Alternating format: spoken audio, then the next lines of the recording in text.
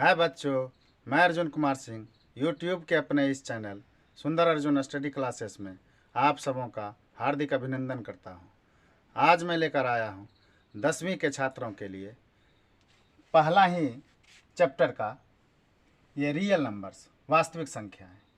ठीक है, इससे अब क्वेश्चंस पूछे ही जाते हैं। ठीक है, जिस टाइप के क्वेश्चंस पूछे जाते हैं मैं आपको वो टाइप बता देता हूँ। ठीक है, देखिए क्या है पहला नंबर में 2.47 ये पूरे पर आवर्त है लगा हुआ को P/Q के रूप में लिखिए, या नहीं तो यहाँ P/Q नहीं रहेगा तो को परिमेय संख्या के रूप में लिखिए।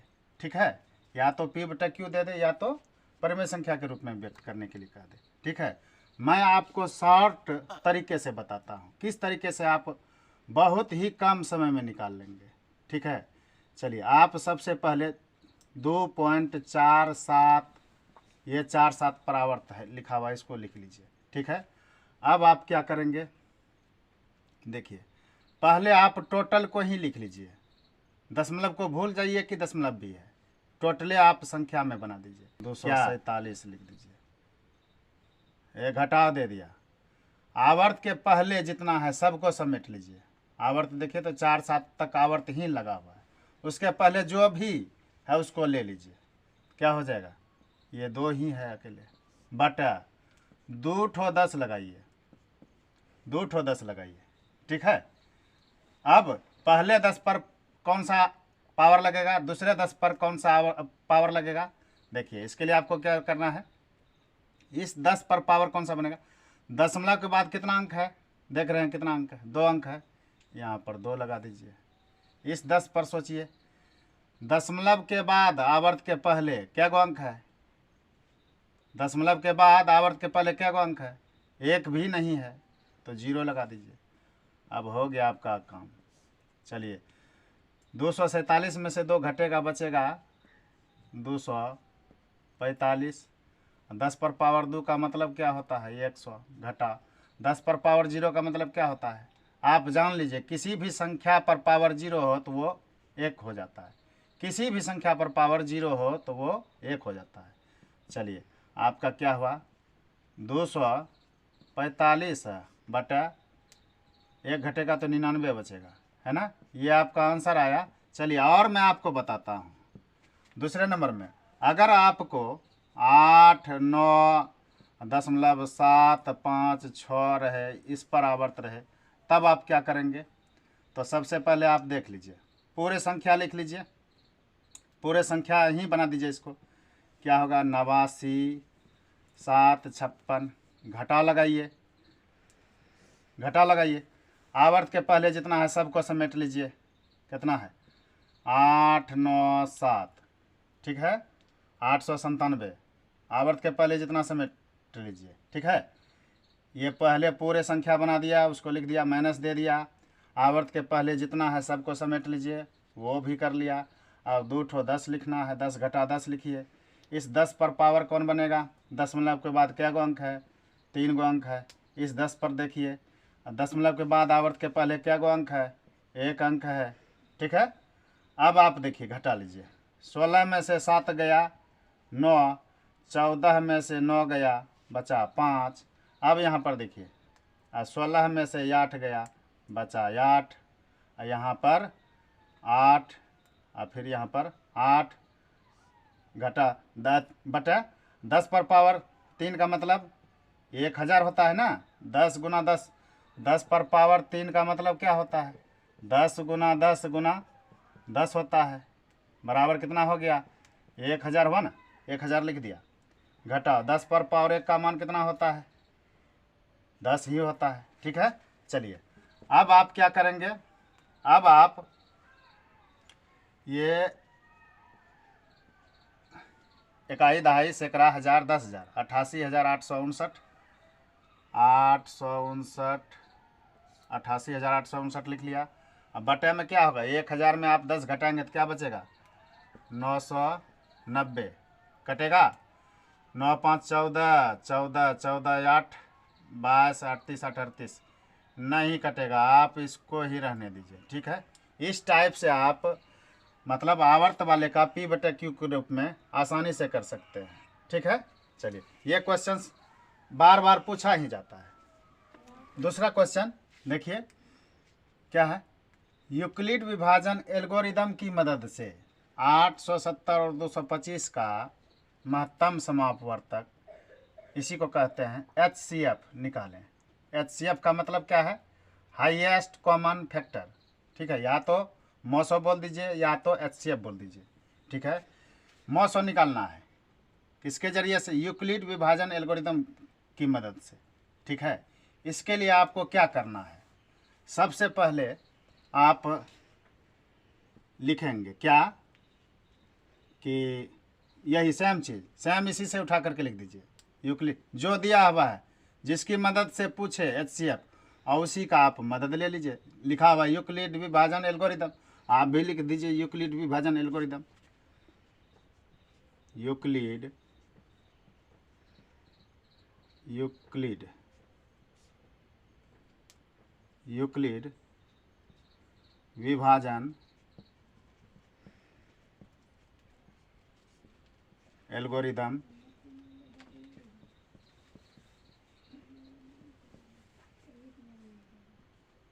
विधि से। ठीक है, आप क्या जानते हैं, भाज्य बराबर क्या होता है, भाजक गुना भागफल जोड़ शेष होता है। यह आपने बचपन में ही पढ़ा था, लेकिन वो जो फार्मूला दिया था किसने दिया था, यूक्लिडियन ने ही दिया था। ठीक है, उसी ने बताया था ये एल्गोरिदम। चलिए अब आप क्या करेंगे, भाज्य कौन बनेगा, देखिए तो जब 870 और 225 का मौसो निकालेंगे तो भाग किस में देंगे, 870 में देंगे। बराबर दे दिया, किससे भाग देंगे, उसी को तो भाजक कहते हैं, जिससे भाग दिया जाता है। तो 225 से भाग दिया जाएगा, 225 से भाग दिया जाएगा। कितना बारी में खाएगा, देखिए इसके लिए आप क्या करेंगे, या तो हो तो आप पहले इसी को बना लें, या नहीं तो आप दूसरे जगह बना लेंगे, आप मौसो बना लेंगे।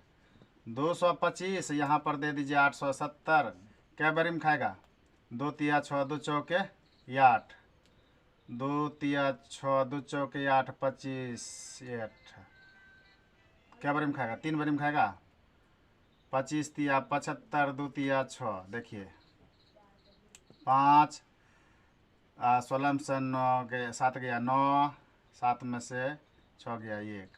ठीक है, अब आप फिर पलटा दीजिए 225 में, क्या बारी में खाएगा, 1 बारी में खाएगा, 195 हो गया, ये 0 हो गया, 12 में से 9 गया 3, कट्टी हो गया। अब 195 में भगा दीजिए, क्या बारी में खाएगा, 3 छा के 18, 3 छा के 18, 180 हो गया। अब फिर देखिए 5 हो गया, 1 हो गया, अब फिर देखिए 30 आ गया, 15 दूनी 30। आप इसको आप रफ में लिख सकते हैं, या नहीं तो आप यहाँ पर भी लिख देंगे तो कोई बात नहीं है, लेकिन आपको इसको रफ में लिखना चाहिए। आपका यहाँ से देखिए तो मौसो कितना निकला, यहाँ से मौसो निकला 15। ठीक है, यहाँ से भी आपका 15 ही आएगा, किस टाइप से आएगा देख लीजिए। 870 में भगा दिया गया 225 से, कै बारी में खाया, पहले 3 बारी में खाया, 3 बारी में खाया है, प्लस लगा दीजिए, शेष कितना बचा, शेष आपका बचा था 195, 195 को यहाँ लिख दीजिए। ये चरण नंबर पहला है, आप चाहें तो लिख सकते हैं चरण पहला, चरण 1। ठीक है, छोड़िए चरण नहीं लिखेंगे, समझ में आ जाता है कि वो चरण ही है। ठीक है, इस बार अब कौन भाज्य बना, 225 भाज्य बन गया। इस ये जो है भाजक, पहले वाले में जो भाजक है, दूसरे वाले चरण में भाज्य बन जाएगा 225। बराबर दे दिया, देखिए तो किससे भाग दिया, इस 195 से भगा दे दिया। क्या बारी में खाया, आपका 1 बारी में खाया, प्लस में शेष कितना बचा, यहाँ पर 30 बचा शेष। फिर आप किसको भाज्य बनाएंगे, तीसरे चरण में 195 को। ठीक है, किससे भाग देंगे आप, 30 से। क्या बारी में खाएगा, 6 बारी में खाएगा। अब प्लस में कितना, शेष कितना बचा, 30 से भाग देने से शेष बचा था 15। ठीक है। अब फिर चौथे चरण में, पहला चरण, दूसरा चरण, तीसरा चरण, तो चौथा चरण में किस में भाग देंगे, 30 में भाग देंगे। किससे भाग देंगे, 15 से। क्या बारी में खाएगा, देखिए तो इसी को उतार देना है। 30 में भगा दिया 15 से, क्या बारी में खाया, 2 बारी में, तो यहाँ 2 लगा दीजिए। प्लस में देखिए कितना बचा, ये तो 0 है। जिस चरण में आपको 0 दिख जाए उसी चरण का आप भाजक लिख दीजिए HCF में। ठीक है, इसीलिए आप डायरेक्ट मार दीजिए इस जगह। HCF बराबर क्या हुआ ना, इस अंतिम चरण का भाजक, इस अंतिम चरण का, चलिए इस जगह लिखिए देते हैं, इस अंतिम चरण का भाजक। जो अंतिम चरण का भाजक होगा वही आपका HCF बनेगा। अंतिम चरण तो यही है, इसका भाजक कौन है, देखिए भाजक के जगह पर कौन है, 15 है। HCF क्या हो गया, 15 हो गया। ठीक है, आप चाहे तो इसको दिखाएंगे या नहीं तो नहीं भी दिखाएंगे, या नहीं तो आप इसको रफ में करेंगे। ये चरण इस टाइप से आप दिखा देंगे, और लास्ट वाला जो चरण होगा उसका जो भाजक होगा वही आपका HCF हो जाता है, मौसो हो जाता है। ठीक है। तीसरा क्वेश्चन है, देखिए, सिद्ध करें 4 माइनस रूट 5 एक अपरिमेय संख्या है। इस टाइप के क्वेश्चंस बार बार पूछे ही गए हैं अभी तक में। ऐसा कोई साल नहीं हुआ है जिसमें इस टाइप के क्वेश्चन नहीं पूछे गए हों। ठीक है, तो चलिए इस टाइप के क्वेश्चन को आप किस तरीके से करेंगे, देखिए। सबसे पहले हम क्या कर लेंगे, मानेंगे, माना क्या, 4 माइनस रूट अंडर 5 एक क्या है, अपरिमेय सिद्ध करना है ना, आप परिमेय मान लीजिए। 4 माइनस रूट 5 एक परिमेय संख्या है, परिमेय संख्या है। ठीक है, और जिसे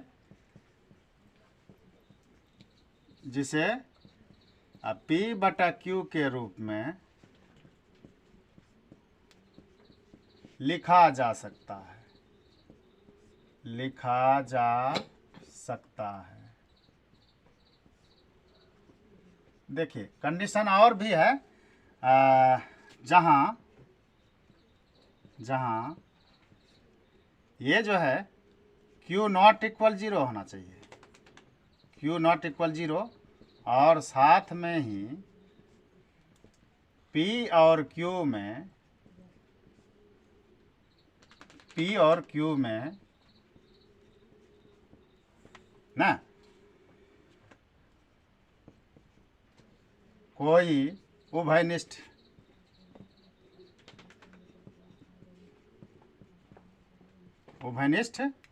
नहीं है।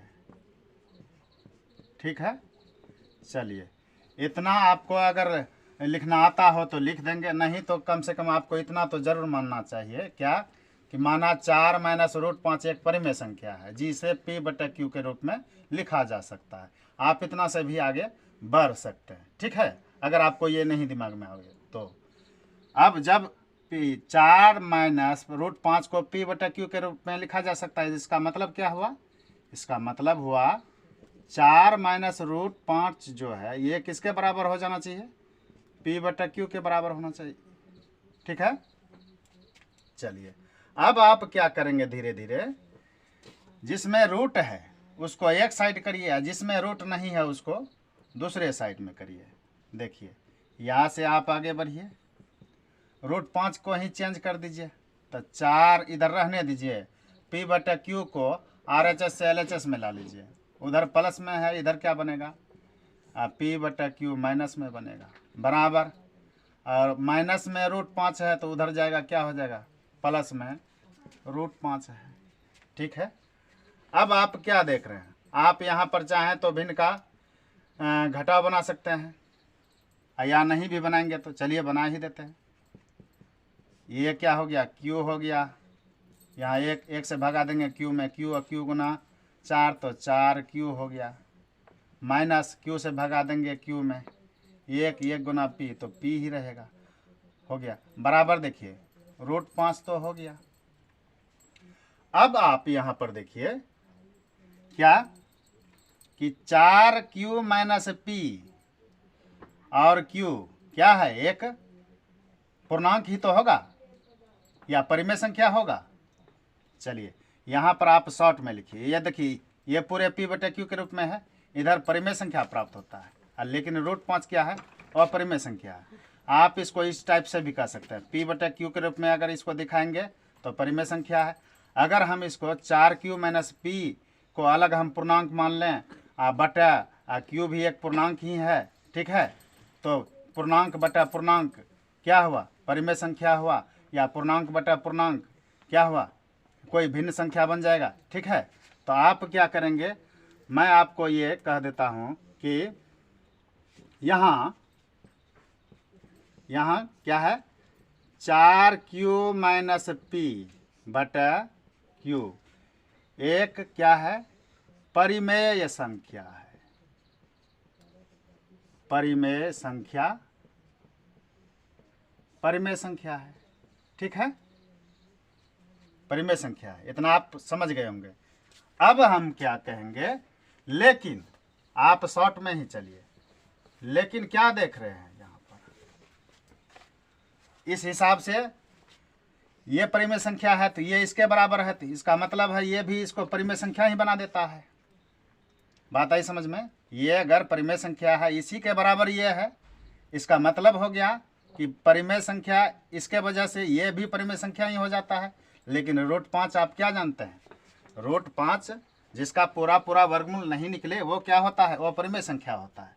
लेकिन √5 क्या है, √5 आप चाहे तो जितना बात मैंने कहा वो बात आप लिख सकते हैं, ठीक है, लेकिन आपको उतना वक्त नहीं मिलेगा तो आप इतना तो कम से कम जरूर लिखेंगे।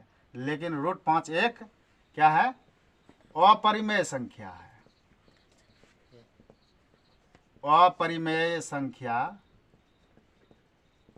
है। अच्छा यहां से क्या होता है, मैंने जो माना 4 माइनस √5 एक परिमेय संख्या है, नहीं तो क्या हो रहा है, मान्यता गलत सिद्ध हो रहा है ना। अगर मैंने मान के चला तो ये कथन सिद्ध ही ठीक ही लगता, तब तो ठीक ही था, लेकिन यहाँ पर तो जो माना उसके विपरीत आ गया है, इसीलिए विरोधाभास नजर आता है, विरोधाभास नजर आया। आप लेकिन क्या कहेंगे, लेकिन √5 एक अपरिमेय संख्या है, ठीक है, इसीलिए आप क्या कहेंगे, अतः यहाँ पर लिख दीजिए जो, लेकिन √5 एक अपरिमेय संख्या है, जो मैंने माना था, अच्छा ठीक है लिख दीजिए, जो हमारी मान्यता को गलत साबित करता है, गलत साबित करता है, ठीक है। अतः लिख दीजिए, अतः 4 माइनस √5 एक क्या है, अपरिमेय संख्या है, अपरिमेय